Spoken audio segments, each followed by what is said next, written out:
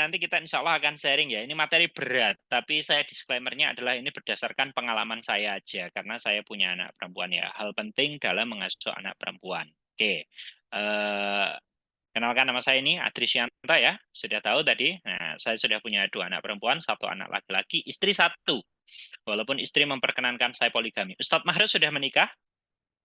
Sudah ya. Diperkenankan poligami enggak Ustadz? Oh, boten. Ya Allah, seberapa itu ya kemampuan mental Ustadz ini ya. Saya diperkenankan poligami, tapi harus diberikan syarat. Syaratnya 3L katanya. Mas, kamu boleh menikah lagi, tapi harus memenuhi syaratku. Cari yang lebih solihah daripada aku. Yang kedua, cari yang lebih pinter. Hal yang ketiga, langkai dulu mayatku. Nah, itu. Orang sido berarti ya. Nah, ini istri saya. Saya sekarang online-nya dari Gresik, biasanya pakai udeng, tapi lupa ya, udengnya itu berada di rumahnya pakai topi. Kenapa, Mas? Uane ketok kalau nggak pakai nanti. Ya. Oke, baik teman-teman semuanya. Saya pengen tanya ini teman-teman online dari mana saja sih? Dari 12 peserta ini saya pengen tahu sekarang teman-teman online dari daerah mana yang ada di muka bumi. Bisa dibantu? Online-nya Mbak Nisa dari mana? Iya, ini saya di Krian, Pak Adri. Oh, Di kantor. Krian. Iya, Kriannya di mana? Jeruk Gamping. Oh, Sandinge Watu Golong gitu ya. Agak jauh. Oh, agak jauh. Balung Bendo. Aduh, meneh. Jauh. Balung Bendo itu Ya Allah. tempat orang-orang kena begal biasanya. Ya Allah. Semoga enggak jadi korban ya, Pak ya. Oh, jangan dong. Ya. Oke, boleh ditulis di dalam kolom chat teman-teman. Sekarang online dari mana? Mbak Nisa dari Krian, Ustadz Mahruz Iya. dari Jombang nih ya kelihatannya. Beliau asli Jombang. Iya, asli Domisili Jombang, di cuma Krian. tinggal di Wonoayu, Oh, Anggur. Wonoayu. Nggih. Siap. Wono Beauty. Wono Beauty. Oke, Gunung Anyar, Surabaya. Oke, makasih. Dari Krian di kantor ini berarti ya. Oke, dari Wonoayu Sidoarjo, Fai. Wah, ini kelihatannya dekat sama Ustadz Mahruz ini kelihatannya ini ya. Tetangga Oke, sepertinya. tetangganya dari Krian. Oke, Mas Miftah. Oke, sekarang saya tanya, yang sudah menikah, apakah sudah punya di sini yang semuanya sudah menikah? Belum, ada yang masih mencari tulang rusuk. Oh, ada yang mencari. Oke. Yang sudah menikah, ada yang sudah punya putri mungkin? Anak perempuan? Iya, Oh, Mbak Nisa. Usia berapa, ada Mbak? Mbak Ayu, usia 7 tahun sama 5 tahun, Pak. Usia 7 tahun sama 5 tahun. Oke, Mbak Tia sudah. Saya 2 perempuan, Mas. Oke. Wah, ini menarik ini. Repot ini. Kelihatannya harus berbagi dengan peserta aja. Jangan dengan saya kelihatannya ya. Pengalamannya lebih fresh. Oke. Terus ini ya berarti ada yang dari rata-rata dekat-dekat sini. Terus semuanya sudah punya anak perempuan. Kalau yang belum punya anak perempuan, saya doakan semoga bisa segera menikah ya. Setelah menikah nanti bisa punya anak yang diinginkan. Oke, baik teman-teman semuanya kita lanjut aja biar nanti cepat diskusinya. Kamu mau anaknya laki-laki? Ini anak saya yang usia 6 tahun langsung bilang, ya aku maunya anak laki-laki. Kamu mau pengen adik laki-laki atau anak laki-laki? Iya, dia berpikir. Oke lah ya. Ini mohon maaf ini ya. 3 anak saya berada di depan saya. Soalnya kami lagi berada di hotel. Istri saya lagi ngisi di petrokimia. Ada hotel ya kita gunakan. Nah, kan gitu. Oke, yuk. Langsung saya akan mulainya seperti ini. Kalau seandainya ada pertanyaan seperti ini, punya anak perempuan itu punya keutamaan nggak sih? Memiliki anak perempuan itu memiliki keutamaan nggak sih? Nah, kira-kira jawabannya gimana teman-teman? Boleh dinyalakan audionya atau ditulis di dalam kolom chat. Saat kita memiliki anak perempuan, entah 1, entah 2, entah 3, entah lebih daripada itu ada keutamaannya enggak? Kira-kira. Ini saya bikin materi agak lama ini tadi ya.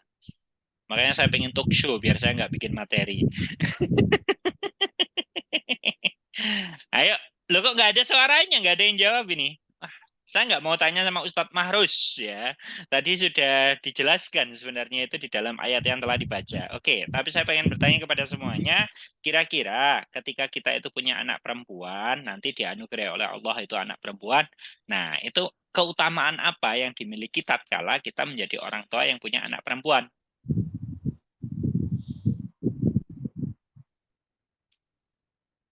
Akan dapat hadiah loh teman-teman. Seluruh meja yang berada di belakangnya Mbak Nisa dalam virtual background bisa Anda miliki. Yang bisa menjawab pertanyaan. Monggo, ayo. Halo. Halo. Hadiahnya surga insya Allah. Ya Allah. Oke, dasarnya apa Mbak Nisa? Lebih aware dalam penjagaan. Oke, ndredeg. Semuanya seperti jadi silent. Oke, jadi lengkap Ustadz Marus. Sudah punya anak putra berarti ini. Kayak saya Putra ini, dua. putra putri. Alhamdulillah. Putri? Putri istrinya. Oh, putri istrinya. Oke. Oh, dua. Ditanggung oleh Allah. Apanya Mas Ahmad Saiful Arif yang ditanggung oleh Allah? Ya. Ayo, ayo. Halo. Hah? Oh, ya. Oke, sebentar. Ini saya ngobrol sama anak saya nih. Oke, kira-kira jawabannya apa ini, teman-teman? Keutamaan apa yang akan kita dapatkan ketika kita memiliki anak perempuan? Saya mencoba untuk mencarinya kemarin itu dari Ustadzah Googliyah ya. Sana saya itu jamaah netizennya hampir dari beberapa, ada yang dari konsultasisyariah.com, ada yang kemudian itu dari eramuslim.com, dan saya banyak beberapa mencari dari beberapa website itu. Rata-rata hampir sebagian besar itu menyebutkan ada 5 keutamaan, di mana 5 keutamaan itu didasari dari hadis-hadis Nabi. Nah, di antara 5 ini, kalau kemudian itu disingkat lebih dalam, itu akhirnya itu menjadi 3. Karena apa? Ada 2 hadis yang agak sama. Yang pertama adalah ini. Woi, ngeri ini. Karena dulu itu pada waktu zaman jahiliyah, sebelum Islam kemudian itu datang, orang memiliki anak perempuan itu aib. Bahkan yang menjadi penyesalannya dari Umar bin Khattab, salah satu sahabat Nabi, Khulafaur Rasyidin itu adalah ya, yang paling dia sesali tatkala kemudian itu berbuat dosa, bahkan kemudian itu sering pingsan ketika Nabi itu membaca ayat-ayat tentang balasan dari orang yang berbuat maksiat, itu adalah ketika beliau itu pernah membunuh putrinya sendiri. Nah, di sini dijelaskan hal yang sangat menarik menurut saya. Ini bisa dibaca ya? Semuanya bisa membaca kan? Saya kok agak iya iyalah kamu gimana sih? Ini ada saya ini ya. Oke, sorry. Nah, jadi ini hadis riwayat Abu Daud, nomor hadisnya itu hadis riwayat dari Ahmad, nomor hadisnya juga sama, tapi ini didoifkan oleh Syu'aib Al-Arnud. Nah, di sana itu dijelaskan siapa yang memiliki anak perempuan, dia tidak membunuhnya dengan dikubur hidup-hidup, tidak menghinanya, dan tidak mengunggulkan anak laki-laki, ya kan? Jadi tidak lebih mengunggulkan daripada anak laki-laki daripada anak perempuan, maka Allah akan memasukkannya ke dalam surga. Kalau untuk era saat ini kelihatannya lanang wedok padha ae. Kan ngaten kan nggih? Tapi ini asbabun nuzulnya kan lama kan di masa-masa yang lalu, bahwa memiliki anak perempuan tuh laksana aib. Apalagi kalau kemudian itu nasab akan berhenti kalau anak yang lahir itu adalah anak perempuan. Kan gambarannya seperti itu. Tapi era sekarang kelihatannya jarang. Di desa itu bahkan kadang-kadang itu ada tetangga yang punya anak sampai 7. Tapi semuanya cewek. Bojone iki wis ampun-ampun padahal. Tapi bapaknya cepat, kudu duwe anak lanang. Ya mungkin gitu loh. Seakan-akan itu punya anak laki-laki itu menjadi sebuah kebanggaan tersendiri. Tapi untuk saat ini hampir sebagian besar masyarakat kelihatannya tidak. Mbak Nisa anaknya putra-putri apa putri tok? Saya putri putra. Dua cewek, Putri-putri satu putra. cowok. Oh sama dong sama saya ya. Iya, tos Nah, dulu. iya, saya nunggu Ustadz Mahrus ini. Putra-putra, putra. Ya. Oke, ini yang pertama ya, bahwa kalau kita punya anak perempuan, tidak membunuhnya dengan dikubur hidup-hidup, tidak menghinanya, dan tidak mengunggulkan daripada anak laki-laki, maka insya Allah kita akan dimasukkan dalam surga. Walaupun nanti taksirnya itu tidak sesederhana ini. Yang kedua adalah seperti ini. Hadis riwayat Ahmad, nomor hadisnya itu, hadis riwayat Bukhari nomor hadisnya juga sama, Turmudi nomor hadisnya juga sama. Nah, dan di sini dijelaskan, siapa yang diuji dengan kehadiran anak perempuan, maka anak itu menjadi tameng baginya di neraka. Diujinya dalam hal apa? Bukan hanya dalam hal ekonomi, tapi dalam hal mental di masa-masa itu. Ini itu asbabun nuzul kenapa kemudian itu ada hadis seperti ini adalah saat Siti Aisyah didatangi oleh seorang ibu-ibu. Ibu-ibu ini minta apa? Minta makanan kepada Siti Aisyah. Lalu dipotong sebuah kurma yang dibawa oleh Siti Aisyah, dikasihkan. setengahnya itu kepada ibu tersebut. Dan jenengan tahu apa yang dilakukan oleh ibu tersebut? Potongan kurma yang sudah setengah itu dipotong lagi setengah. Satunya dikasihkan putrinya, satunya dikasihkan belionya. Nah, kisah ini disampaikan kepada Nabi, lalu muncullah hadis ini. Ya, kalau saya punya anak-anak seperti yang dikatakan anak perempuan tadi, Mbak Nisa tadi mengawali ya, punya anak perempuan saat ini itu laksana memegang sebuah gelas ya.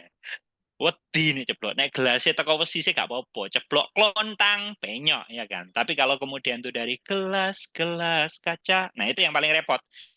Kemudian tuh sudah jatuh, pecah, tidak akan bisa dilem kembali. Kalaupun bisa dikembalikan lagi, kalau dikasih air akan tetap bocor.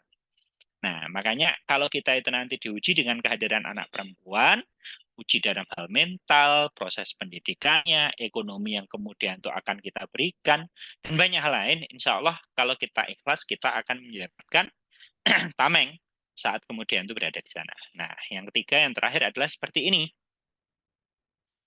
Siapa yang menanggung nafkah dua anak perempuan? Ada yang menyebutkan dalam hadis yang kelima itu adalah 3 anak perempuan sampai anak-anak ini balik, maka pada hari kiamat antara saya dan dia seperti ini.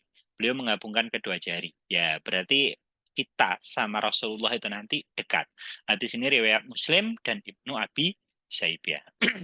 Ini yang sering saya dengar sih di antara dua hadis yang lain. Hadis yang kemudian itu sering saya dengar adalah ini, makanya pada waktu saya punya anak perempuan, dua itu agak sebuah ada kebahagiaan. Tapi masa sih hanya menanggung nafkah kecukupan, ya kan? Yang kemudian tuh ini aja kan enggak kan ya?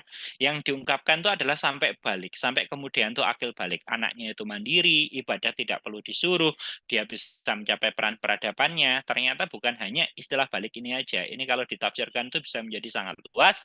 Dan pada hari kiamat, saya dengan dia, artinya ya anaknya itu benar-benar menjadi anak yang solihah, muslihah, terus kemudian akidahnya benar, ibadahnya kemudian juga benar, akhlaknya mulia, terus kemudian fisiknya kuat, hidupnya profesional, lalu dia itu bermanfaat bagi sebanyak-banyaknya makhluk, ya kan? Maka pada waktu hari kiamat kita akan mendapatkan, saya dan dia, kata Rasulullah, beliau itu menggabungkan jarinya seperti ini.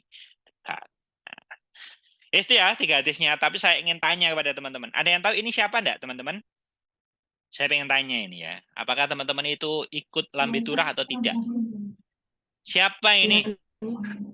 Dian Sastra bukan ya Pak ya? Masa sih? Masa dia pakai hijab? Dian Sastro loh.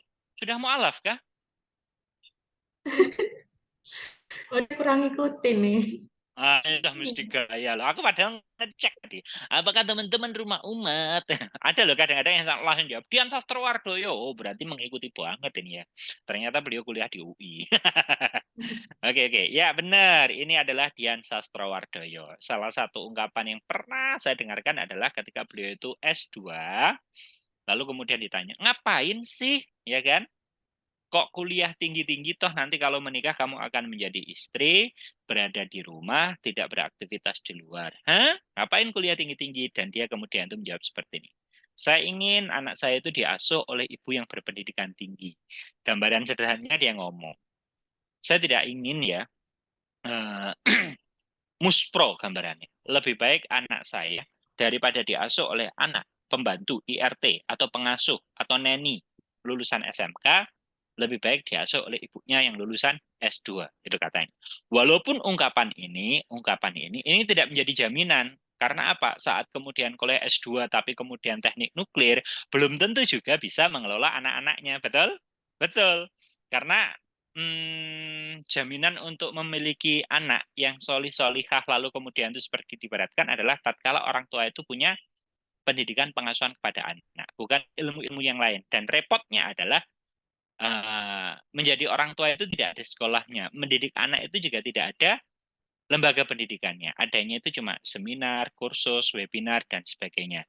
Dan saya sebenarnya nggak apa-apa berpendidikan tinggi, tapi kalau bisa itu berpendidikan tinggi sesuai dengan apa yang dibutuhkan oleh anak-anaknya. Sebentar, ini anak saya molet ini.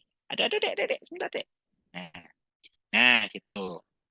Jadi, pendidikan tinggi tidak jaminan, karena banyak orang-orang yang kemudian itu berpendidikan tinggi tidak sesuai dengan apa yang dibutuhkan oleh putra-putrinya, kehidupan keluarganya itu juga bermasalah banyak.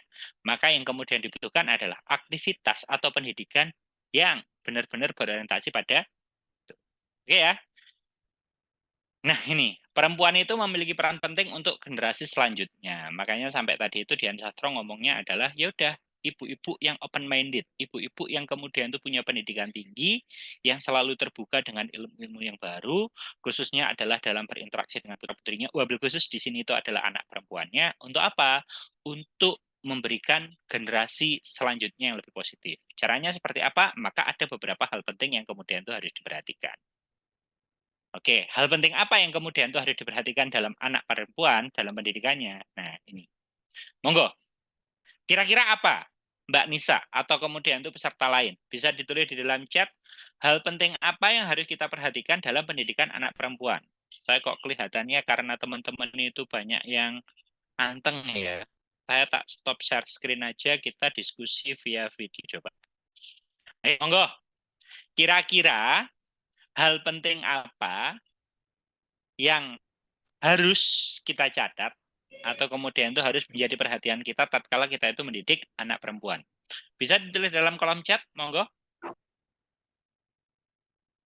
Menguatkan akidah, wah buat iki makrifat iki jawabannya. Boleh. Ada yang lain?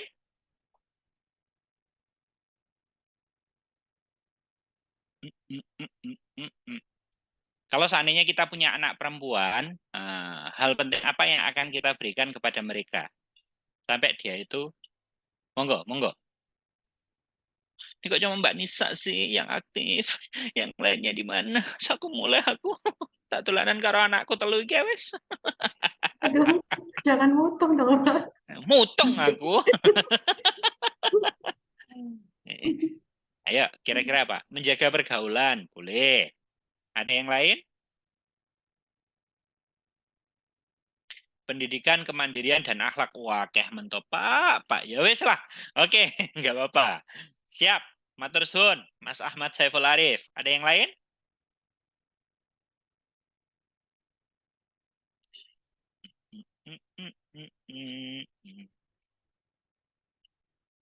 Oke, saya tanya nih ya. Anak perempuan itu akan menjadi anak kita. Usianya sampai berapa, teman-teman?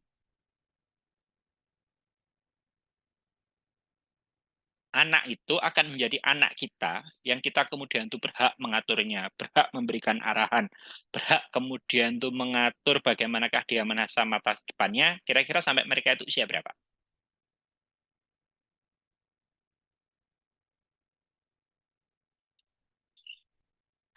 Sampai menikah, Mbak Nisa. Boleh. Kira-kira usia berapa itu?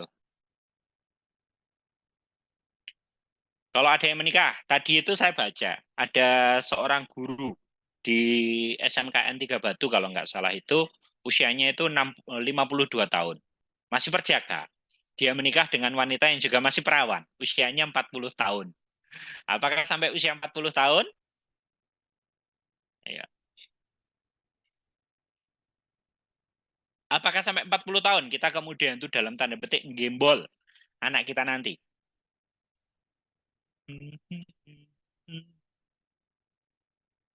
Saya punya teman juga belum menikah, usianya sekarang sudah 43 tahun. Cewek. Nah, apakah sampai usia 43 tahun? Ayo tadi jawab. Kalau nggak mau audio, ayo dijawab di dalam ketikan. Ini tidak menentukan Anda masuk surga atau neraka ya, teman-teman semuanya. Jawabannya salah tidak menentukan jangan masuk neraka. Jangan khawatir, tulis saja. Tulis saja. Biar saya tidak ngomong sendirian di sini. Saya akan ada obrolan bersama teman-teman. Ayo, monggo. Ayo. Halo? Halo? Dang. Sampai mandiri. Nah, Mas Ahmad Saiful Arif. Ada anak yang sudah menikah, tapi masih merepotkan orang tuanya. Untuk apa? Yang pertama untuk biaya kontrakannya seumur hidup. Waduh, mati. Kira-kira sampai usia berapa? Udah, jangan ambil bahasa umum, ambil angka aja, ambil angka. Monggo, kira-kira sampai usia berapa anak-anak itu akan menjadi tanggungan kita, khususnya anak perempuan. Ambil angka aja. 020 atau kemudian 030, 075, ayo kira-kira apa? Berapa?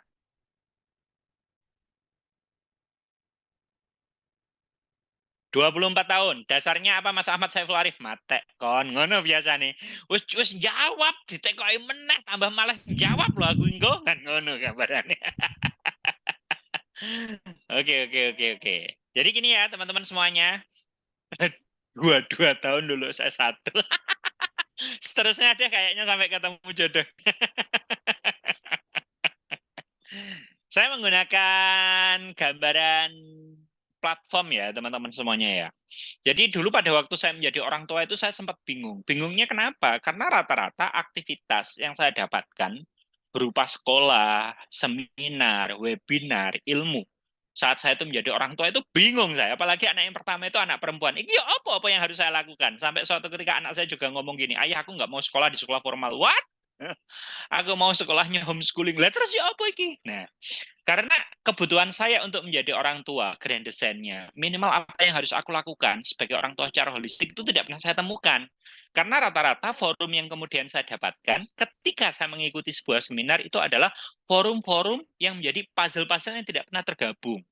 Contoh seminar, terkait apa? Contoh, terkait mengenai masalah gadget. Kan gitu kan ya? Tapi ini kan hanya sebagian kita, kebutuhan kita. Padahal kebutuhannya itu penuh. Cara meningkatkan dan menguatkan akidah anak di zaman digital. Waduh, ini apa ini?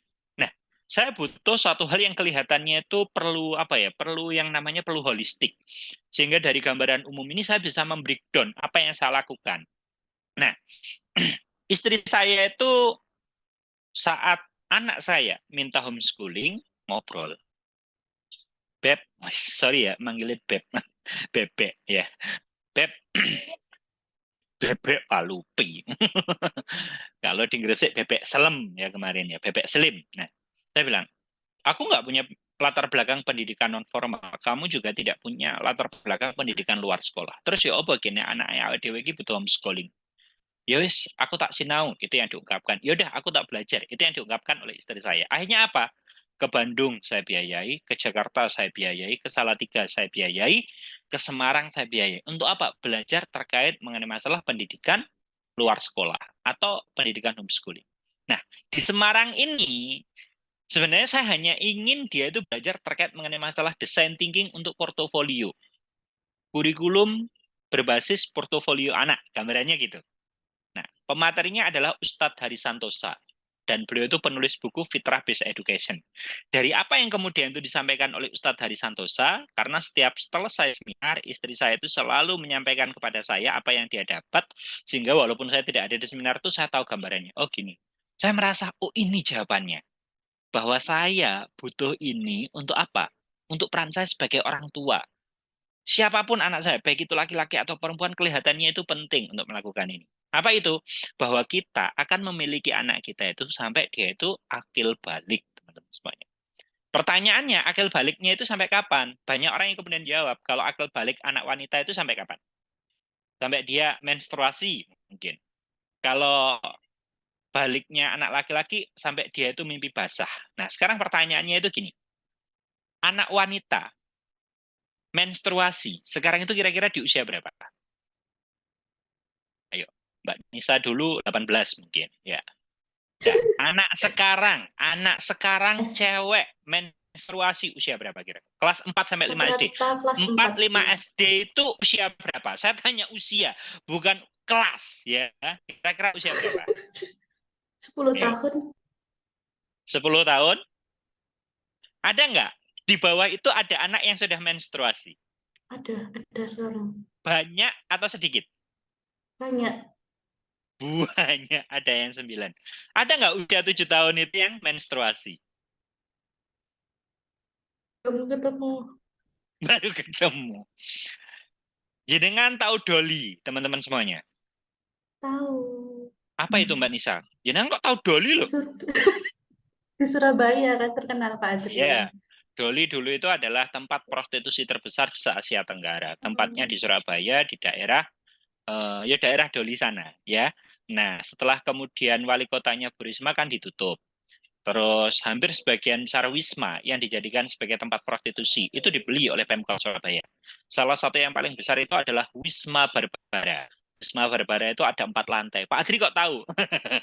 Ya, saya ngisi pada waktu di sana karena 4 lantai dari Wisma Barbara itu dijadikan sebagai tempat UMKM. Ada yang kemudian untuk bikin sandal hotel, ada yang kemudian untuk bikin sepatu dan sebagainya. Nah, saya pernah ngisi di sana. Dan rata-rata ya, anak-anak yang berada di Doli itu, mereka itu mens, usianya itu adalah 7 sampai kemudian itu 8 tahun sebagian. Kenapa kok gitu? Ya karena anak kecil dirangsang sedemikian hingga melalui makanan, melalui lingkungan, melalui kondisi psikologis, sehingga hal-hal yang berbau seksualitas itu mereka dapatkan sejak dini, akhirnya apa? Lebih cepat pubernya. Nah, sekarang pertanyaannya, apa konsekuensi saat anak-anak itu sudah mens, lalu kemudian anak-anak laki-laki sudah mimpi basah? Sholatnya wajib enggak? Udah, kamu fokus di sana. Ikut jawab di sini. Ayo, sholatnya wajib enggak?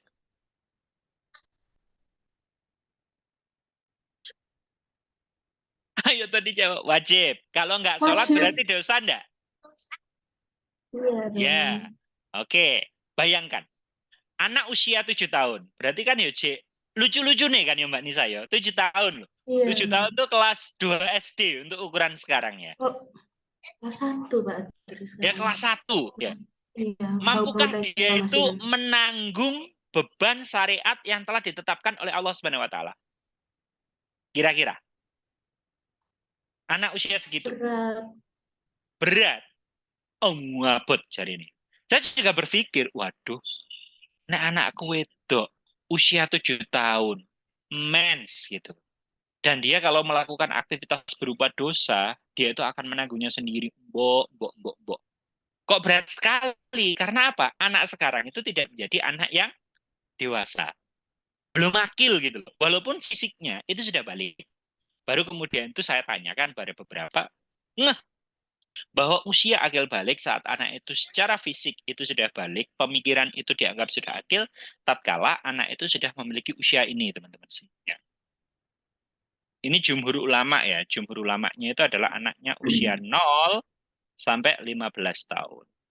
Makanya tatkala ada anak usia 7 sudah menstruasi, 8 itu sudah mimpi basah, 9 sudah menstruasi, 10 sudah mimpi basah, 11 menstruasi, 12 menstruasi. Tatkala dia itu belum akil, belum mukalaf, insya Allah beliau itu belum menanggung beban syariat. Pasca inilah dia itu nanti akan menanggung beban syariat. Betapa beratnya orang tua, betapa beratnya anak-anak. Kalau usia 7 tahun, 8 tahun, 9 tahun, saat pikiran mereka itu masih Doraemon, hari Ahad jam 8 pagi, saat pikiran mereka itu masih Demon Slayer, komik-komik yang dibaca setiap hari, mereka harus menanggung beban syariat yang sangat luar biasa. 1 tahun, anak-anak itu menurut syariat bagi saya adalah baru diajari membaca. Belum bisa membaca. Nah, itu. Konsepnya dipahami nggih, teman-teman semuanya? Nah, menurut jumhur ulama, nanti beban syariat itu akan diberlakukan tatkala usianya itu sudah 0 sampai 15 tahun. Karena apa? Dianggap sudah akil, dianggap sudah mukala. Dan kita menjadi orang tua bagi anak-anak kita hanya di usia ini. Makanya pasca usia 15 tahun, usianya 16 tahun, harusnya kita sebagai orang tua itu tidak memberikan nafkah. Karena mereka harusnya itu sudah bisa mandiri. Ini idealnya. Nah, bagi anak-anak cewek ya apa? Biasanya itu ada kompensasi sampai dia itu menikah.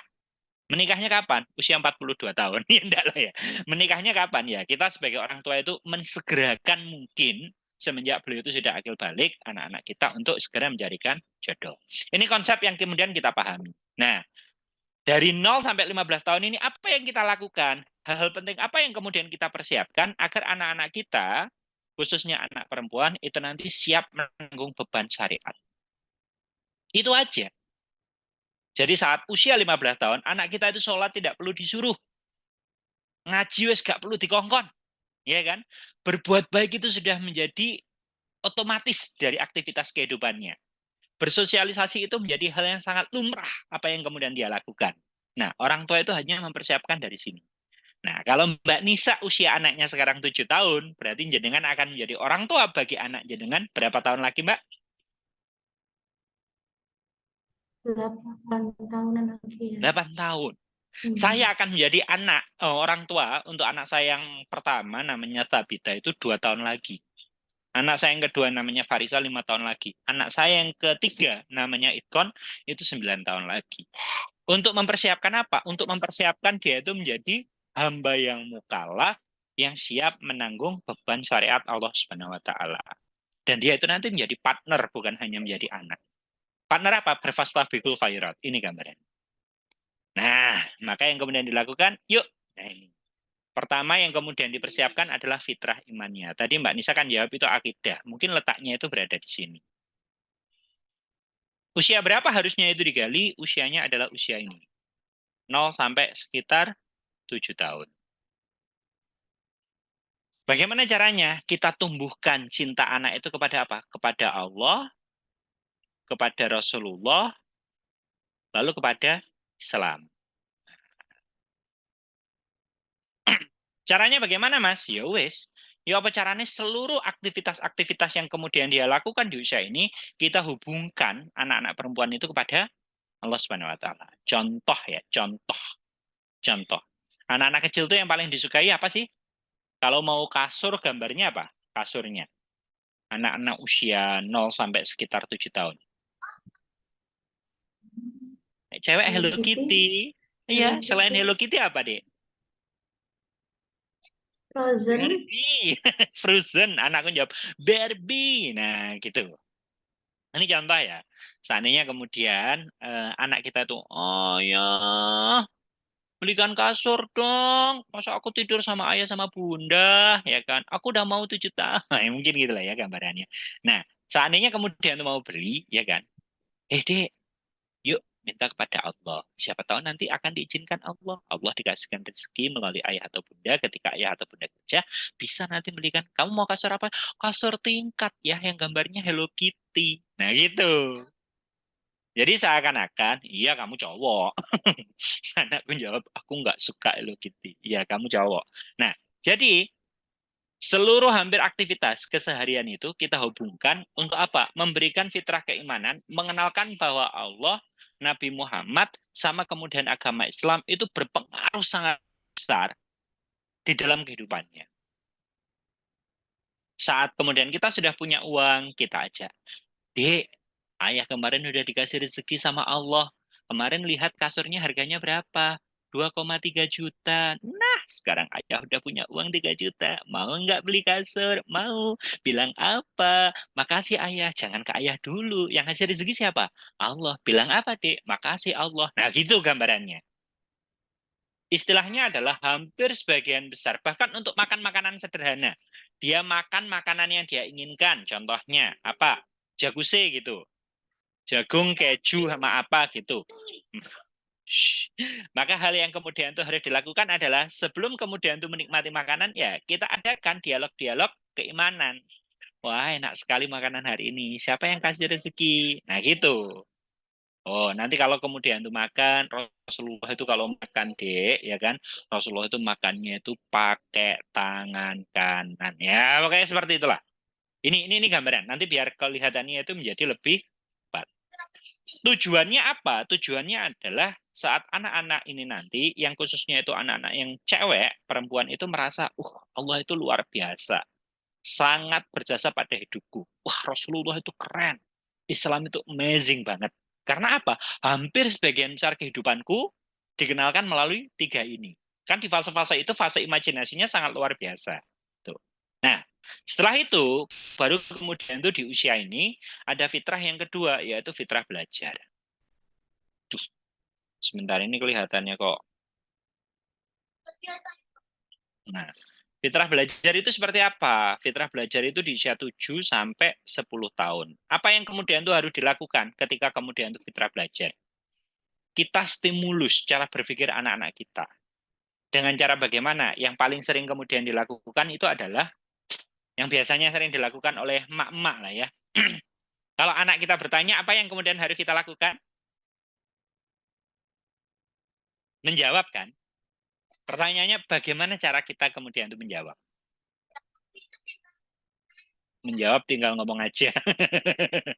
Nah, ini kebanyakan dari kita ya kan menjadi orang tua itu orang tua yang menjadi Google bagi anak-anaknya. Seakan-akan anak-anak tidak perlu media lain untuk bertanya karena apa? Orang tuanya itu tahu segalanya. Yaitu bersyukur. Tapi alangkah lebih baiknya anak kita itu tidak perlu tahu jawabannya apa. Yang paling penting adalah anak kita tahu cara mencari jawabannya bagaimana. Sebagai contoh ini, anak saya yang kedua saat diajak oleh istri saya masak. Biasanya orang tua itu kan malas ngajak anaknya masak karena apa? Tambah ribet. Aduh, tambah lama ini kalau anakku ikut-ikutan masak. Karena Pak, yang pertama dia akan banyak tanya. Betul, Mbak Nisa? Betul. Yang kedua, estetika dari masak itu akan berkurang.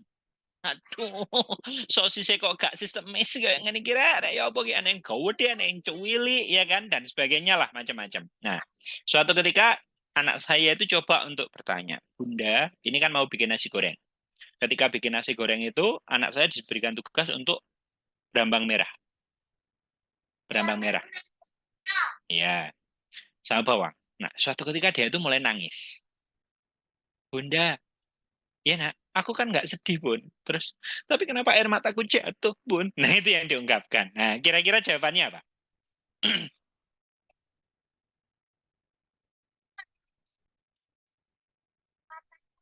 Ya, mataku keluar. Sebentar ya, mohon maaf ya. Ini anak saya itu komunikasinya memang luar biasa ini. Anak yang ketiga ini. Adik, maem dulu. Ayah tak ngobrol dulu sama temannya ayah. Oke? Oke. Nah, akhirnya yang kemudian menjadi menarik, eh, saya sama istri mencoba untuk berpikir, oke, dia tidak harus tahu jawabannya, tapi dia lebih penting tahu cara mencari jawabannya. Wah, kenapa kok kakak nangis? Tidak tahu mungkin bawang merah ini ya. Kenapa kok bawang merah bisa bikin nangis, Bu? Iya. Yuk, kita coba cari tahu jawabannya. Kenapa ya kok bawang merah bisa bikin nangis? Akhirnya diputarkan YouTube. Saat berada di YouTube itu dijelaskan. Jadi nggak apa-apa, masaknya agak lama. Tapi fitrah belajarnya itu nanti akan teroptimalkan dengan baik. Nah, kecuali kalau memang kemudian tuh pengen masak yang agak cepat, bukan sebagai fungsi pembelajaran, digarap sendiri tidak masalah. Nah, anak saya akhirnya ngomongnya seperti ini. Bun, ternyata ada zat yang bikin mata itu menjadi iritasi. Nah, terus kalau seperti ini nanti nasi gorengnya nggak jadi-jadilah, Bun, kan gitu. Coba dicari tahu bagaimana caranya agar saat memotong bawang merah atau bawang putih itu tidak menimbulkan iritasi. Dia cari di Google, jawabannya cuma dua. Yang pertama adalah ditaruh di kulkas, didinginkan terlebih dahulu, baru kemudian itu nanti dipotong. Agar apa? Ya, zat yang membuat iritasi itu tidak naik ke atas. Karena masanya lebih berat, tatkala kemudian dingin, dia akan tersimpan di bawah. Pun, berarti ini harus ditaruh kulkas. Kalau ditaruh kulkas, bagaimana caranya kita itu nanti masak? Karena perlu waktu yang lama. Oh iya, dia mencoba untuk berpikir. Ayo, bagaimana caranya biar bisa? Yang dia lakukan apa, Bapak Ibu sekalian? Yang dia lakukan adalah lari ke tempat kita menyimpan baju-baju renang sama alat-alat renang, mengambil kacamata renang, lalu kemudian itu gini, Bun, aku nggak menangis lagi, aku nggak sedih lagi. Karena apa? Dia sudah bisa memakai yang namanya adalah kacamata renang. Jadi fitrah belajar itu penting kita stimulus agar anak kita itu nanti cara berpikirnya itu menjadi lebih terstruktur dan tersistematis.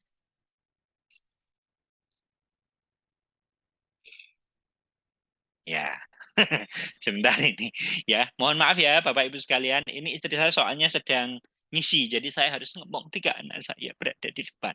Nah, jadi hal yang paling menarik adalah dari fitrah belajar ini tidak penting dia itu tahu jawabannya, yang penting adalah dia itu diajari cara mencari jawabannya. Salah satu bekal yang kemudian itu diperlukan itu adalah dia diajari untuk bertanya, bukan untuk menjawab. Saya pernah punya teman, seorang dokter, lagi berada di Taiwan. Terus punya anak sekitar usia berapa ya? 8, 9. Dokter-dokter dengan kumpulannya itu pengen mengajari fitrah anak sebagai anak yang cowok. Belajar menjadi laki. Temanya adalah laki mendidik laki-laki. Saya diundang ke Tuban di salah satu tempat yang ada di sana. Fokusnya itu di fitrah belajar ini. Bagaimanakah mengajari pertanyaan kepada seorang anak. Dokter ini namanya Dokter Sony. Lagi mengambil PhD di Taiwan lalu ngomong. Setelah acara selesai, ini yang mungkin saya pahami Mas Adri. Apa Mas? Jadi tatkala saya itu berada di Taiwan, orang Eropa, saya itu belajar dengan orang-orang Amerika, teman-teman saya kuliah itu, hampir sebagian besar itu dari seluruh dunia, mereka itu untuk menggali sebuah teori itu kelihatannya itu mudah, dan saya itu mengalami kesulitan. Kenapa? Setelah belajar hari ini tadi terkait mengenai masalah cara bertanya untuk menggali informasi, baru saya pahami. Selama ini kita itu diajari menjawab, bukan diajari bertanya. Akhirnya apa? Saya kerepotan untuk mengevaluasi, untuk mengkritisi, untuk apa? Memverifikasi sebuah informasi yang saya dapatkan pada waktu saya belajar di sana. Padahal ternyata bertanya itu penting dan itu mudah bagi teman-teman saya yang ada di Eropa ataupun Amerika. Oh gitu ya dok? Iya. Tuh. Jadi seringkali kita itu tidak memberikan kesempatan kepada anak-anak untuk bertanya secara lebih mendetail karena apa? Ya repot bagi kita. Ini yang seperti ini. Nanti langsung kepada hal teknis nanti kita diskusi. Yang ketiga adalah fitrah bakatnya. Di usia berapa fitrah bakat itu nanti dioptimalisasi? Itu adalah 10 sampai 15 tahun. Dengan cara bagaimana Bapak Ibu sekalian? Apakah perlu tes bakat dan sebagainya? Monggo. Tapi hal yang paling menarik adalah orang tua itu cukup memberikan diversifikasi aktivitas untuk anak-anak wanitanya. Bagaimana caranya? Di usia 10 sampai 15 tahun ini orang tua itu wajib mengikat pinggangnya dengan lebih erat karena apa? Uangnya akan habis untuk aktivitas anak. Mama, aku mau les piano, boleh? Boleh. Jeng 3 hari gak jadi. Pada waktu tuku piano 750. Mama, kalau aku les biola bagaimana? Boleh. Ngek. 3 hari nggak jadi lagi. Pada waktu tuku biola 750. Repot kan? Nah, lalu bagaimana caranya? Nah, biarkan mereka itu nanti melakukan aktivitasnya sebanyak mungkin. Kita orang tuanya itu cukup mencatat bagaimanakah cara kita itu mengutarakan dananya. Karena pas berpola, aktivitas yang kemudian itu bikin enjoy anak kita itu apa? Yang kedua, seperti apa? Yang ketiga adalah anak kita yang kemudian itu mendapat bagus, penghargaan yang keren itu apa? Dan yang bisa mendatangkan banyak uang itu apa? Itu. Jadi enjoy, lalu kemudian untuk easy, lalu yang ketiga itu adalah excellent, yang ketiga itu adalah earn. Pola ini yang kemudian itu kita lihat. Akhirnya apa? Saya melihat di anak-anak saya, oh, dia tidak begitu, dia tertarik musik tapi dia tidak jago. Dia tertarik seni, menggambar, dia jago, dia bagus, tapi kelihatannya itu earn saat kemudian itu berada di manga. Nah, ini dari mana diketahui? Dari berpola. Dari usia sekitar 7 dia suka menggambar sampai usia 13 tahun. Akhirnya dari sini kita leskan dia di Ikuzu. Untuk menjadi apa? Untuk menjadi seorang mangaka profesional. Nanti mungkin akan saya silaturahimkan kepada Mas Doni karena dia itu sangat ngefans banget hal-hal yang berbau Jepang. Nah gitu. Jadi untuk melihat polanya, untuk membantu bisa menggunakan tes minat bakat, monggo. Paling penting adalah bagaimanakah orang tua memantau aktivitasnya. Nih, yang terakhir adalah fitrah seksualitas. Bagaimanakah anak kita tumbuh dan berkembang? Kalau dia itu cewek, ya menjadi perempuan. Kalau dia itu cowok, ya menjadi laki-laki. Karena untuk saat ini, nuansa yang namanya LGBT, itu pengaruhnya itu luar biasa. Maka peran serta orang tua untuk memperbaiki ini nanti akan menjadi sangat penting. Contoh, 02 itu nanti bersama ibu. Terus kemudian tuh 2 sampai kemudian tuh usianya adalah 7 tahun, itu nanti bersama ayah sama ibu. Nah, 7 sampai 10 tahun itu nanti bersama yang sejenis. Aktivitas yang kemudian lebih dekat. 10 sampai kemudian tuh 15 tahun itu bersama lawan jenis. Untuk apa? Untuk seperti ini. Kalau 02 berarti sama ibu karena menyusui pakai bahasa ibu. 2 sampai 7 tahun ya ayah sama ibu. Target di sini adalah anak kita itu paham. Kamu itu cowok. Kenapa? Karena punya penis. Jangan bilang punya burung. Kamu itu cewek. Kenapa? Karena kamu punya vagina. Menggunakan bahasa umum seperti ini dan jangan dijadikan ini sebagai bahasa yang tabu. Nah itu. Baru kemudian 7 sama 10 ya kan? Itu yang sejenis. Nanti yang cowok ikut bapaknya, yang cewek ikut ibunya. Untuk apa dilakukan seperti ini? Agar apa? Mereka itu perannya. Mereka itu tahu maskulin atau maskulinitas mereka. Yang cewek ya diajak masak. Yang cewek ya diajak ke pasar. Yang cewek ya diajak ke salon. Sedangkan yang cowok diajak untuk nyuci mobil, nyuci motor, ke masjid, aktivitas-aktivitas hiking lainnya, dan sebagainya. Jangan sampai di usia ini anak cowok diajak ke salon.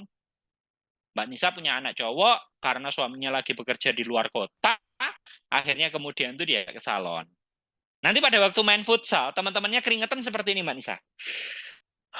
Tapi nanti putranya, di Subasa mana ya? Gitu. Karena apa? Sering diajak ke salon. Mungkin seperti itu. Nah, baru kemudian usia 10-15 tahun ini, lawan jenis. Untuk apa?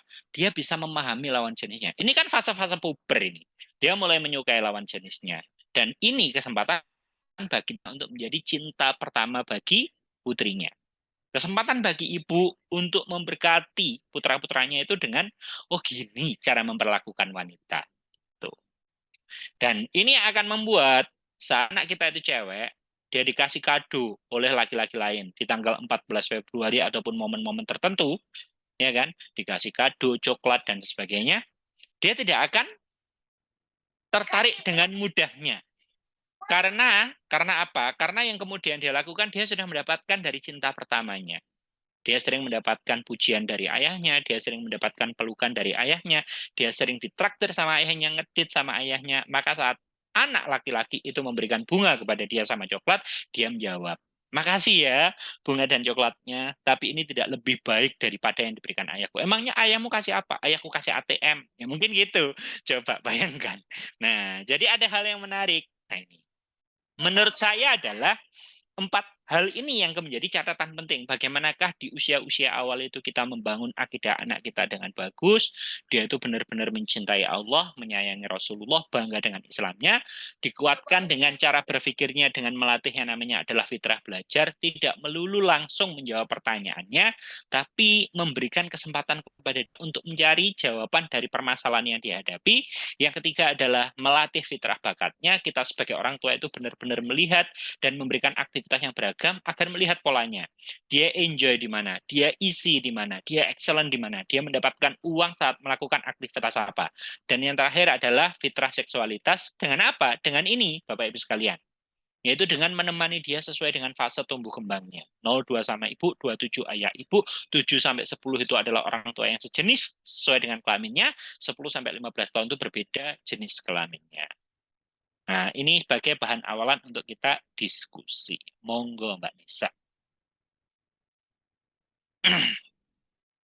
Masya Allah, matur Pak Adri atas penyampaiannya yang luar biasa. Kita langsung sesi buka pertanyaan untuk para peserta ya Pak Adri ya. Nggak ada kelihatannya, Mbak, pertanyaan. Baik, mari kita akhiri dengan Jangan, bacaan hamdalah. saya mau banyak pertanyaan ini. Sebentar ya.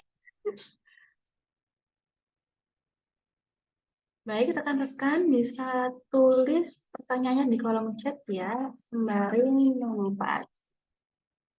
Silakan. Ustadz Zen, boleh monggo mau tanya apa nih untuk Monggo. Kalau bisa pertanyaannya yang menjawab. Adri, saya tanya duluan boleh ya ini? Monggo Mbak Nisa. Iya, Pak Adri, anak saya itu kan selisihnya nggak begitu jauh ya, 7 tahun sama 5 tahun. Nah itu yang paling sering tuh hampir setiap hari itu cemburuan gitu loh, kayak mama lebih sayang kakak gitu, kakak lebih sayang adik. Nah itu saya tuh sudah menjelaskan kalau mama sayang semua gitu, tapi kayak mereka tuh kayak nggak puas gitu loh. Dan gontok-gontokan, kayak kucing sama tikus gitu loh, kayak pusing. Iya, mohon pencerahannya Pak Adri, gimana ya untuk menyikapi anak-anak saya yang perempuan? Sekarang menggunakan perbandingan, analogi kucing dan tikus itu juga tidak bagus. Karena apa? Kucing sekarang juga berteman sama tikus. Saya heran ini. Di perumahan-perumahan kayak perumahan saya itu banyak sekali orang-orang yang sangat peduli dengan kucing. Makanya disiapkan makanan-makanan kucing, ya kan? Ditaruh di sebuah tempat sehingga kucing berkerumpul. Tapi kalau ketemu dengan tikus, malah mereka itu berbagi makanan, coba bayangkan. Di satu tempat makan mukbang, kok nggak dimaem tikusnya loh, heran saya gitu ya. Jadi akur gitu loh. Wah, bener-bener luar biasa ini. Nah, kalau anaknya usianya itu agak mepet ya selisihnya. Tadi kalau usianya berarti kan selisih 2 tahun ya Mbak. Iya. Anak saya yang pertama sama yang kedua itu selisihnya 3 tahun, kedua sama yang ketiga itu 4 tahun. Nah, apakah kemudian tuh anak-anak mengalami fase cemburu? Ya wajar. Inilah pentingnya sebenarnya, itu pentingnya bikin apa ya? Bukan batas sih. Ya, selisih kelahiran pentingnya. Karena apa? Ya, dipahami ataupun tidak, yang pernah saya lihat itu di dalam sebuah video sekitar 8 tahun, apa ya, 4 tahunan atau bagaimana gitu, lihat adiknya ya kan, wah dia kayaknya bahagia, disayang, senyum, terus yang dia lakukan apa? Jangan tahu dalam sebuah dipukul Mbak. Orang tuanya kaget, adiknya nangis. Nah, aku benci sama adik. Nah, tapi sambil tertawa, coba bayangkan. Menyampaikan kebencian dengan tertawa. Repot. Itu banyak ya, bukan hanya Mbak Nisa aja, tapi mungkin sebagian besar orang tua juga mengalaminya. Saya juga sama. Hal yang kemudian itu dilakukan, itu seperti apa? Nah, hal yang kemudian itu dilakukan itu banyak hal ya.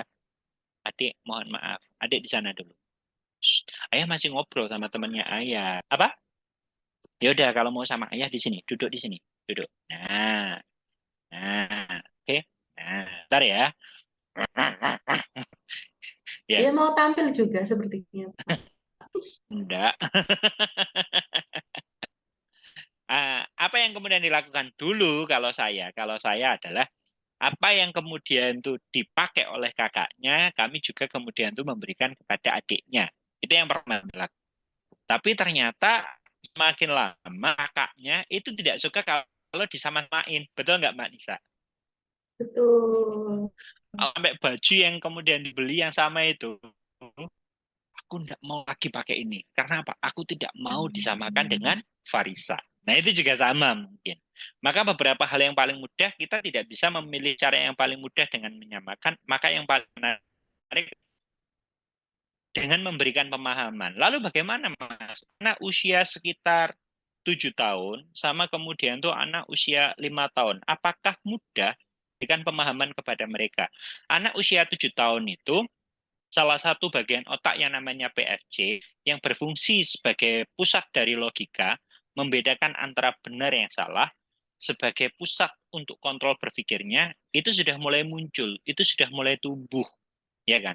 Maka anak yang kemudian lebih besar itu bisa diajak diskusi lebih dalam, oke Mas. Nah, caranya bagaimana? Cara dengan kalau saya berbicara dengan anak itu tidak mengutarakan yang namanya adalah, tapi lebih memilih menggunakan adalah berkisah. Berkisah itu seperti apa? Ya kita mengatakan bahwa orang tua itu menyayangi anak-anaknya tanpa menyebutkan orang tuanya bahasa, tanpa nama anaknya itu bisa. Ini contoh lah ya. Anak saya dulu itu pulang sukanya itu memukul. Memukul siapa? Memukul adik. Usut punya saat dia itu bersilaturahmi kepada tetangga, bermain bersama teman-temannya, anak yang kemudian itu bermain seperti ini. Anak kita itu kan seperti spon kan, mendapatkan apa yang berada di sekitar itu langsung. Nah, saya bermain. Nah, saya kemudian mulai main bahwa saat anak yang kemudian dipukul itu menangis. Kenapa kamu memukulku buaya? Oh, oh, oh, oh. Karena aku sudah sebagainya. Itu mudah diterima oleh anak kecil. Sebenarnya kalau orang dipukul itu bisa nangis, ya kan? Nah, baru kemudian boleh enggak? Nah, sama nanti mungkin kisah mengenai masalah apakah ayah kemudian saya bunda atau kemudian tuh ayah atau bunda itu lebih sayang kepada adik bisa disampaikan dengan hal yang sama. Saya pernah mencoba menyamakan kemudian didapatkan oleh pertanyaan gambarannya ya. Maka yang kemudian dilakukan baru proses itu dijelaskan. Ngoten Mbak Nisa, saya sudah lupa ini. Anak-anak masa kecil dulu itu iri-irinya gimana. Sekarang bukan iri-irian. Sekarang mereka itu malah marah-marahan kan. Masya Allah. Baik, Pak. Terima kasih penjelasannya tadi. Kayaknya belum saya lakukan sih, kasih cerita kayak gitu. Emangnya yang biasanya Jadi, dilakukan apa Mbak Nisa? jadi kayak saya misalkan yang adiknya marah-marah kan, mama cuma sayang kakak gitu. Saya cuma peluk terus bilang, mama lo sayang kakak sama adik gitu. Jadi belum sempat Responnya sampai adik. ke ya itu mencucu itu kayak dongkol gitu. Ini saya tanya ini, kalau ada anak kecil usia 4 tahun datang kepada teman-teman yang ada di sini, ini anak kecil usia 4 tahun, mungkin dia baru saja selesai dari nonton YouTube, mungkin dia itu baru selesai nonton National Geographic terkait asal-usul kehidupan dan sebagainya, tiba-tiba tanya kepada Mbak Nisa ataupun kepada yang lainnya, Bunda, aku itu asalnya dari mana? Ayo, jawabannya gimana ini? Deng, deng, deng, deng. Anak usia 4 tahun Anda harus menjelaskan dengan cara yang sederhana. Bunda, kok aku bisa ini? Aku itu asalnya dari mana, Bunda? Mbak Nisa jawabannya gimana? Dari perutnya mama. Kok bisa di perutnya Mama? Gimana caranya? Ya Allah, kayak UNAS ini susah pertanyaannya. Rata-rata banyak orang saat kemudian itu saya konfirmasi dengan pertanyaan ini. Sama seperti Mbak Nisa, bingung jawab iki ya apa. Padahal anak itu punya asumsi yang kadang-kadang itu berbeda dengan orang tuanya. Betul apa salah? Betul. Yang Iya, harusnya dilakukan oleh orang tua adalah jangan mengambil asumsi anak langsung sama seperti dia sebelum dia memverifikasinya. Maka yang dilakukan adalah konfirmasi dengan bertanya kembali. Kenapa kok adik tanya gitu? Iya nih, Kak Jen itu kan dari Jember. Terus Kak Rahel itu kan dari Malang. Kak Sabita itu dari Surabaya. Aku dari mana? Kan teko Kriando. Kan ngono kan tiba no. Nah, iya, iya, iya, iya. konsep orang tua lebih mencintai adiknya itu nanti mungkin juga harus dipahamkan dengan memberikan proses klarifikasi.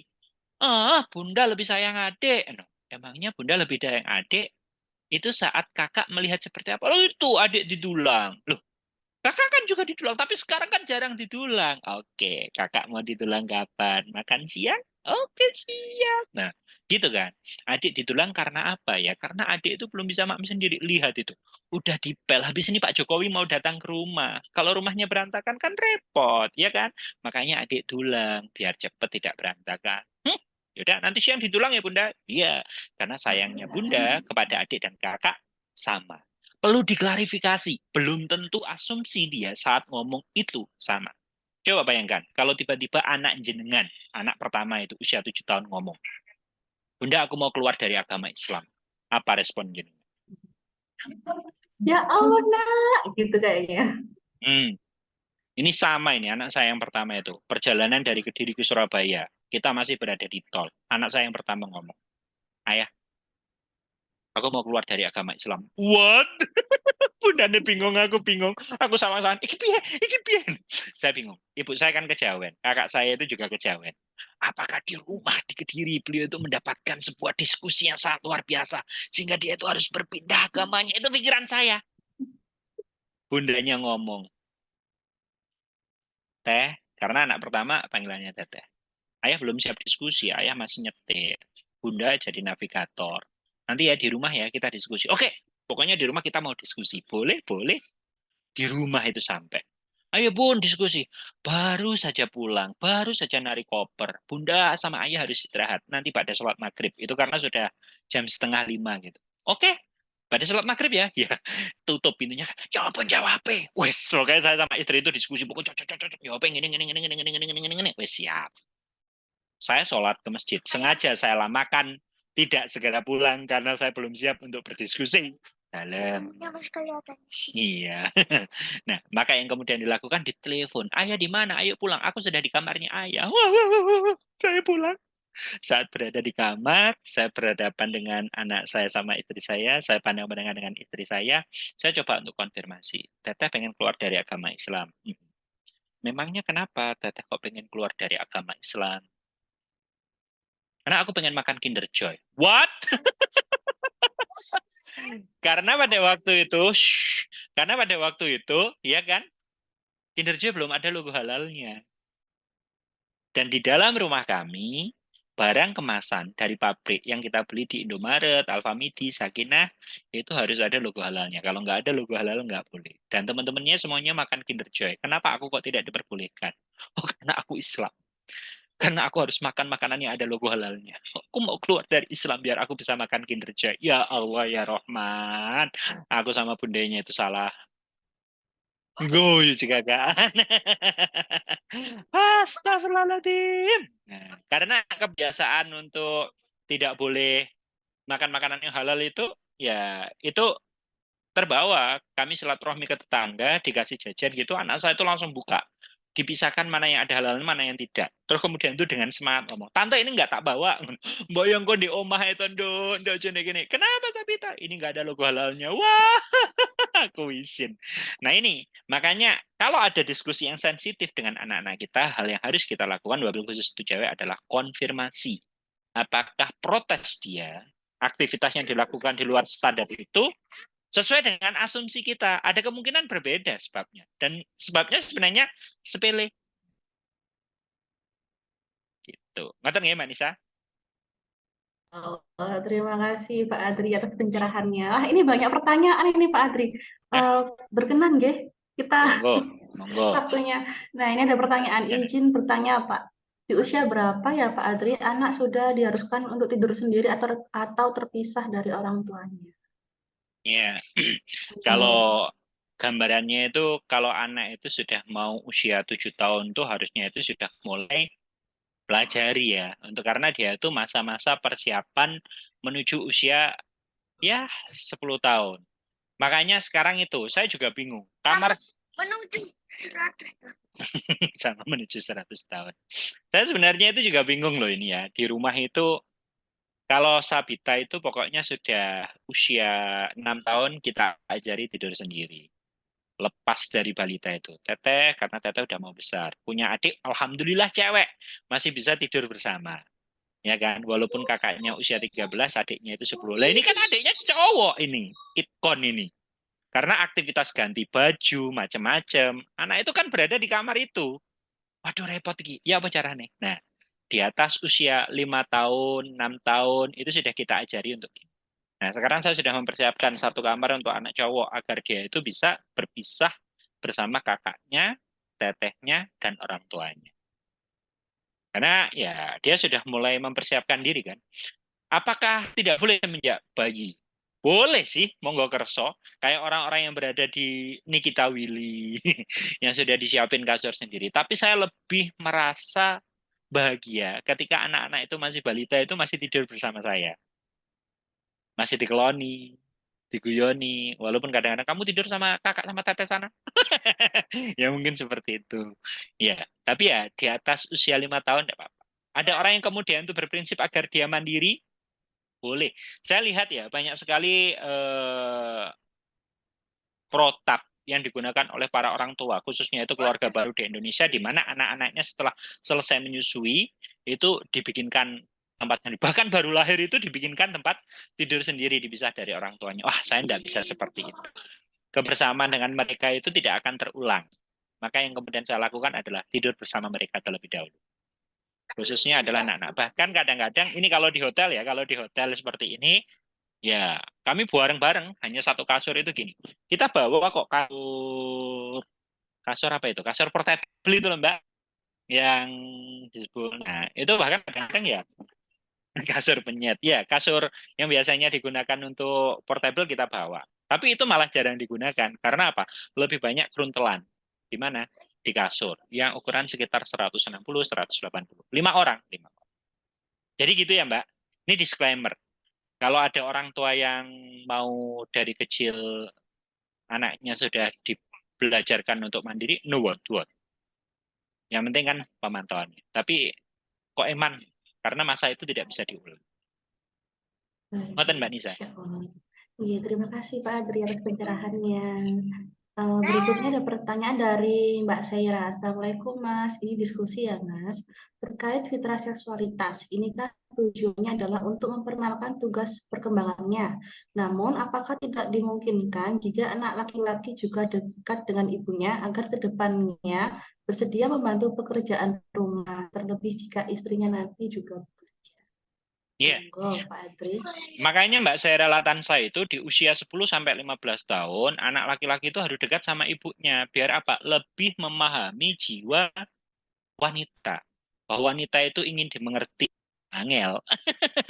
Ada buku bagaimanakah cara memahami wanita. Itu tebalnya sekian. Ternyata isinya tidak ada. Kenapa? Wanita tidak bisa dipahami. Nah, ya, diam-diam dulu ya. Ayah masih mau ngobrol. Nah, lalu bagaimana caranya? Ya di sana itu dijelaskan bahwa wanita itu suka dibantu, wanita itu suka diberikan perhatian. Agar apa? Kedekatan seorang laki, oh alah wanita itu seperti ini tak? Ngono. Yang diharapkan adalah seperti ini. Kelak nanti dia pada waktu punya istri gitu ya, saat kemudian itu menikah, dari secara sadar ataupun tidak sadar, sengaja ataupun tidak sengaja, fase 5 tahun dia bersama ibunya, di usia-usia dia itu puber, dia nganter ke pasar, nganter loh ya, bukan diajak ke pasar. Dia nganter ke pasar, dia nyetiri ibunya, mungkin dia kemudian itu melakukan aktivitas-aktivitas yang lain. Nah, itu akan berpengaruh secara besar pada waktu dia itu menikah. Ini mohon maaf, saya ini malah tidak tumbuh kembang bersama ayah saya ini malah tumbuh kembang bersama ibu saya. Jiwa maskulin saya itu terenggut. Hampir sebagian besar itu ke maskulinitas. Karena apa ya? Ibu saya itu menjadi single factor lah ya. Harusnya saat saya itu bertemu dengan ayah saya di usia sekitar 7 sampai kemudian 10 tahun, saya malah bertemu dengan ibu saya. Nah, sekarang saya itu nggak canggung itu belanja beras ke toko sebelah, toko minyak ke toko sebelah, terus kemudian jemur baju di halaman rumah, nyuci piring. Karena apa? Hal itu yang kemudian dulu itu saya lakukan bersama ibu saya, gitu loh. Walaupun saya itu cowok. Dan ini tidak dilakukan oleh kakak saya. Kakak saya itu sangat luar biasa sulit. Karena apa? Pada waktu saya itu sudah menginjak usia SMP, kakak saya itu bilang gini, terus aku tak nyambut gawe, aku tak bekerja, aku nggak usah melanjutkan sekolah, yang penting kamu sekolahnya pintar. Kakak saya tidak melalui fase-fase bersama ibu saya di usia sekitar ya 10 sampai 15 tahun karena beliau itu harus bekerja, ngernet di PT Unilever keliling Indonesia. Untuk apa? Membantu adik-adiknya itu sekolah. Dan sekarang pada waktu menikah, makan harus diambilin sama istrinya. Baju dicuciin sama istrinya. Mau berangkat ke musola ataupun ke masjid, ya kan? Itu terserah yang disiapin istrinya apa. Jadi sengaja tidak sengaja, sadar tidak sadar, itu nanti pasti akan berpengaruh gitu loh. Makanya di usia 10 sampai 15 tahun laki-laki itu harus dekat sama ibunya. Ya, sesekali ada diskusi yang kemudian itu menyampaikan bahwa wanita itu harusnya itu diperlakukan seperti ini. Biar anaknya juga paham dengan bahasa di masa itu. Ngoten nggih, Mbak Nisa? Yang cewek juga sama, yang cewek itu ya di usia 10 saat masa-masa puber itu mulai meningkat, ya dia harus didekatkan dengan ayahnya. Kalau ayahnya nggak ada gimana? Ayahnya di luar kota nggak ada bagaimana? Maka peran serta seperti kakek, peran serta seperti paman, peran serta seperti Pak D, peran serta tetangga yang kemudian itu bisa diajak kerjasama untuk memberikan peran sebagai seorang ayah itu juga penting. Gitu Mbak Nisa.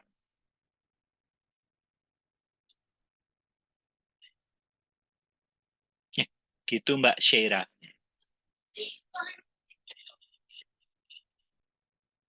Sudah nggak ada ya, Alhamdulillah. Apunten, saya ke-mute ini. Kalau belum adik pakai selimut. Ini kita masih boleh ya Pak Adri ya? Ada beberapa Los. pertanyaan lagi ini terakhir. Los ya? Los sampai jam Sampai istri 12 balik nggak ya apa-apa. Pak? Ya, istri balik Masya jam setengah 1 Allah, ini. matur nuwun sangat. Ini antusias sekali nih teman-teman soalnya. Pertanyaan berikutnya nih, gimana Pak cara bikin anak perempuan lebih terbuka dengan orang tua? Karena kelihatannya mereka lebih nyaman ngobrol sama temannya. Takut kalah gaul ya Pak ya? Monggo. J. Sampai jam 12. Jam 12. Siap. Pokoknya ekstra time di Hotel Gresik ini nanti jenengan tanggung. Jam 12 harus check out. Jadi gini. Kan di dalam dunia ini berlaku hukum gaya tarik ya. Kalau kita open, orang akan open. Kalau kita close, orang akan close. Mungkin anak-anak kita juga akan sama. Makanya sesekali lah, ibu-ibu, bapak-bapak, itu kelihatan rapuh di depan anak-anaknya nggak masalah. Dengan cara bagaimana? Bercerita. Something, curhat. Mulai dari anak-anak. Ini contoh ini ya. Ayah, ayo, kapan? Renov, biar aku punya kamar. Tidak sama adik-adik itu yang diungkapkan. Oh iya, ya kita sampaikan. Ya nih kalau renov itu Nih ya, coba. WA-nya saya tunjukkan. Saat saya itu coba WA kepada beberapa teman. Segini, tabungan ayah sama bunda segini. Cukup kan? Cukup. Tapi kan ayah harus sewa ruko untuk azan ayah segini. Berarti kan kemudian berkurang kan? Ya, terus gimana? Nah, saat ketika anak-anak itu diajak beberapa hal dari keinginan dia, mulai dia minta sesuatu, kita jelaskan kondisi yang kemudian kita miliki. Kemungkinan mereka itu nanti juga akan terbuka. Makanya momen-momen ngobrol bersama itu harus dilakukan oleh orang tua. Ketika apa? Satu, maem bersama. Kalau bisa jangan menggunakan HP. Tapi maem itu ngobrol. Dari mana? Diawali dari makanan. Suka nggak sih maem lele seperti ini? Kalau lele sama ikan pe lebih suka mana? Ikan pe. No. Sambelnya enak mana? Sambelnya Bu Suharti atau sambel yang dibikin sama Bunda? Ya, dari sini diajak ngobrol banyak hal. Momen yang kedua adalah di perjalanan. Ngobrol tentang apa? Apapun. Yang penting kemudian itu bisa mendekatkan. Wih, balihonya besar sekali ya. Iya, itu baliho apa kan? Mungkin gitu ya. Tanya, itu tuh bacanya apa? Saat ketika anak saya yang kedua itu masih belajar membaca. Oh, Indomaret, oh, Alfamart, dan sebagainya. Nah, itu dijadikan sebagai sarana ngobrol. Yang ketiga adalah sebelum mereka itu mau tidur. Saya mau ngantuk-ngantuk, anak saya yang kedua datang. Ayah, ayo main Uno. Wah, nggak apa-apa. Main Uno itu sambil main, sambil ngobrol. Ya kan? Terus kemudian kita sampai berdebat parah itu. Karena apa? Kalau kartunya tinggal satu, harus bilang Uno. Kalau selesai harus bilang Uno game. Dan ini menjadi kesempatan untuk kelompok yang lain itu nanti agar kami tidak menang.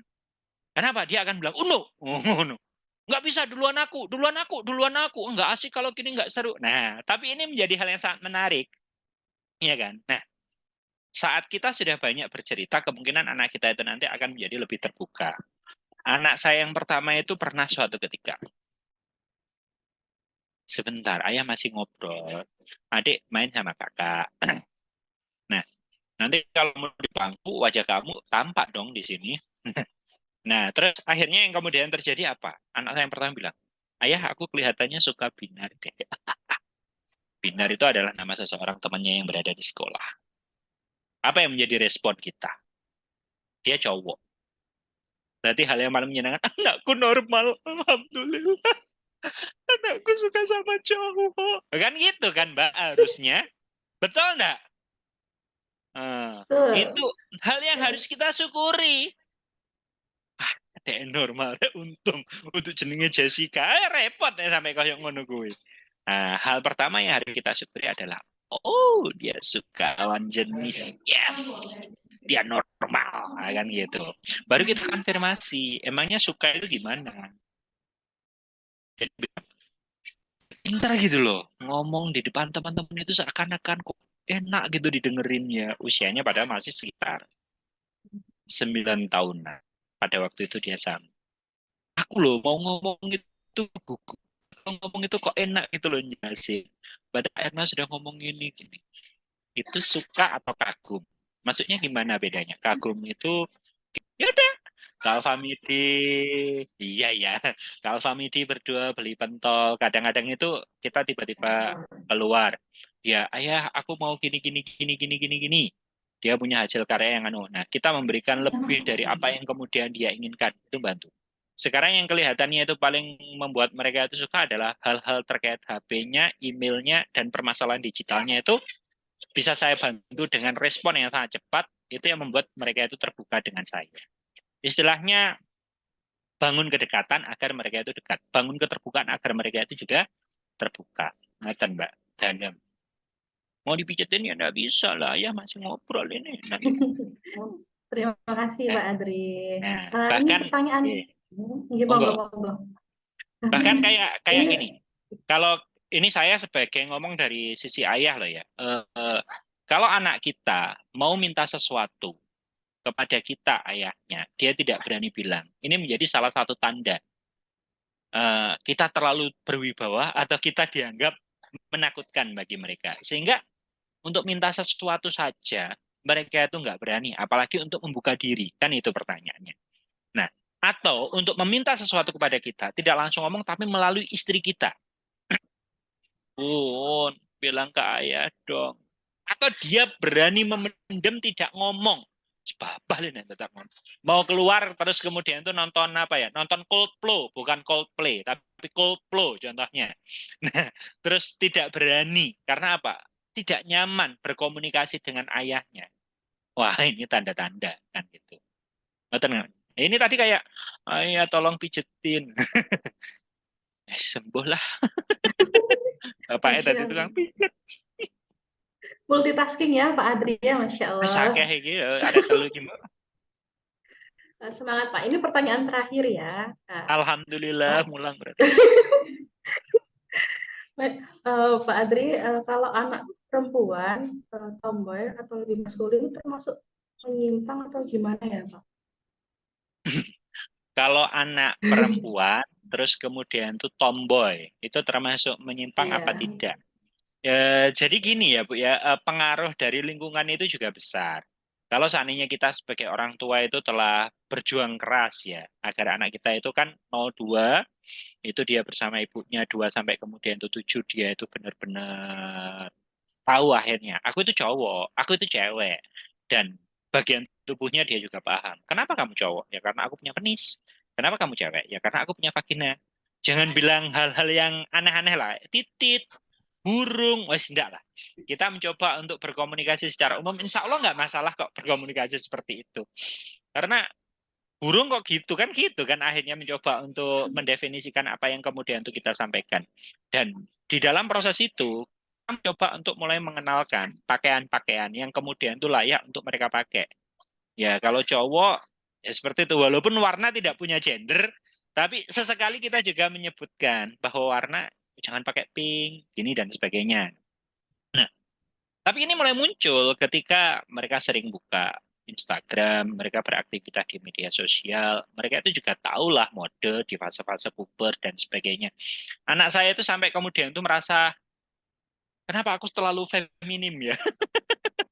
Aku kok selalu pakai gamis, selalu pakai rok. Aku ya pengen sesekali itu pakai celana. Waduh, ya apa ini? Aku sesekali itu pengen pakai hem kotak-kotak yang kemudian tuh nanti tidak perlu di apa dibenikkan, terus aku pakai kaos ya kan, terus kemudian keluar gini, nggak apa-apa kan, yang penting pakai jilbab. Wah, itu menjadi diskusi panjang itu saya sama istri saya, akhirnya kemudian itu disepakati, senyampang dia masih menutup auratnya, nuwet buat ya udah, kemarin tuh beli jeans yang kemudian itu tidak terlalu kayak jeans pensil gitu, yang nggak ngecak gue, terus kemudian tuh beli baju yang kaos dan sebagainya. Karena pengaruh lingkungan, pengaruh media sosial terkait mengenai masalah mode dan sebagainya itu akan terjadi.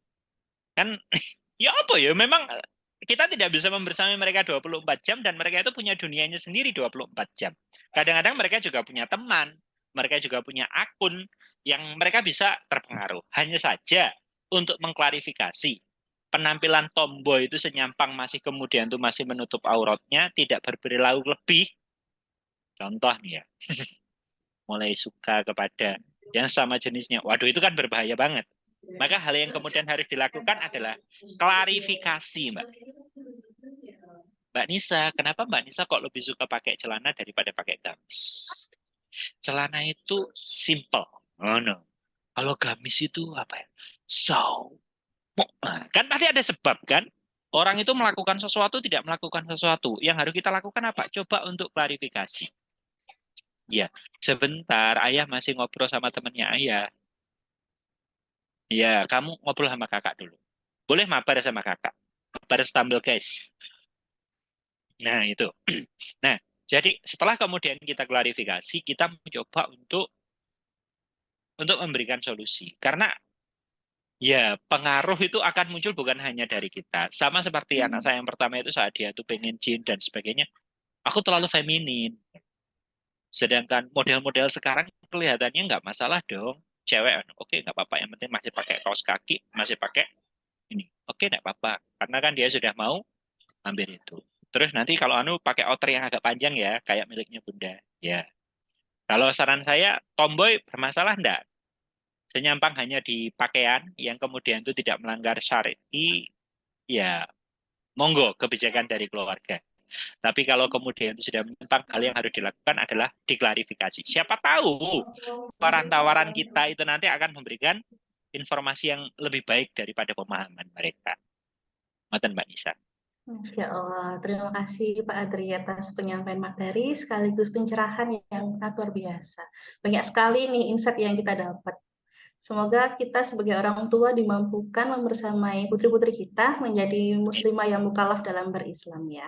Amin. Mohon maaf karena kita sudah terbatas waktu, maka kita akhiri sesi diskusi pada pagi hari ini. Saya nggak boleh nutup ini. Boleh banget. Ada barangkali pesan-pesan terakhir. Pesan-pesan terakhir Kak. Iya, ini hal yang kelihatannya itu menjadi penting ya untuk disampaikan.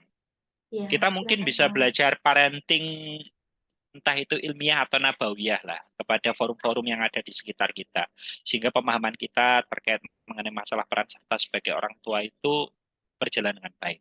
Tapi entah kenapa ujian atau cobaan yang berada di sekitar yang muncul di media sosial itu semakin menakutkan. Ya kan, kayak mana gue.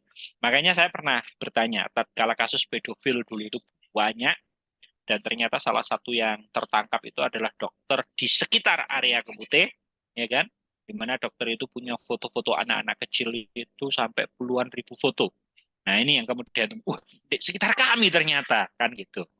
Maka yang kemudian saya lakukan, coba tanya kepada seseorang, dan seseorang itu jawabnya seperti ini, Mas, sekuat apapun kamu mencoba untuk melindungi anak-anak, kamu tidak akan bisa membersamai dia selama 24 jam. Karena kamu punya keterbatasan. Kamu harus mandi, kamu harus makan, kamu harus bekerja, kamu harus ini.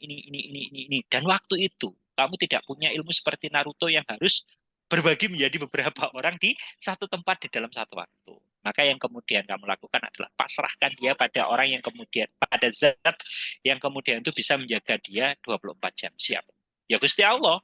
Dengan cara bagaimana? Kuatkan tirakat. Ya kan? Perkuat tazkiyatun nafs. Ya mungkin menjalankan ibadah-ibadah yang saat ini menjadi amal kebaikan kita, yaitu kita lakukan. Sambil kemudian itu kita terus menjalankan. Biar apa? Biar Allah yang kemudian itu menjaga. Biar Allah yang kemudian itu mengatur. Kalau anak kita takut untuk kemudian dia melakukan zina, ya kita doakan agar dia kemudian itu tidak berzina. Kalau anak kita takut nanti terpengaruh paham-paham yang aneh, ya udah kita doakan semoga akidahnya itu bisa kuat. Nah, insya Allah tirakat tazkiyatun nafs itu menjadi salah satu upaya kita agar apa? Hal-hal penting yang harusnya itu kita lakukan dalam mendidik anak perempuan itu tidak terskip, tidak terlewati, dan dia itu nanti tumbuh menjadi seorang muslimah yang mukallaf, gitu ya, siap menanggung beban syariat tatkala dia itu usianya sudah akil balik. Itu aja Mbak Nisa, saya ngapunten, saya mohon maaf kalau ada kesalahan. Semoga bisa diberikan ampunan oleh Allah SWT. Walaupun kesalahan yang saya lakukan hari ini itu saya sengaja untuk melatih teman-teman yang ada di sini itu memaafkan orang lain, ya. Walaupun bulan sawal sudah hilang ini ya. Nanti saya awali dengan pantun, boleh saya akhiri dengan pantun ya Mbak ya? Boleh. Baik, yuk tarik nafas dalam-dalam teman-teman. Tahan 3 jam aja. Jangan dong. Oke. Buah duku, buah semangka, buah jambu, buah kedondong, itu nama buah-buahan. Assalamualaikum warahmatullahi wabarakatuh. Waalaikumsalam warahmatullahi wabarakatuh. Masya Allah, seru banget ya diskusi pagi hari ini bersama Pak Adri. Matur nuwun sangat Pak Adri.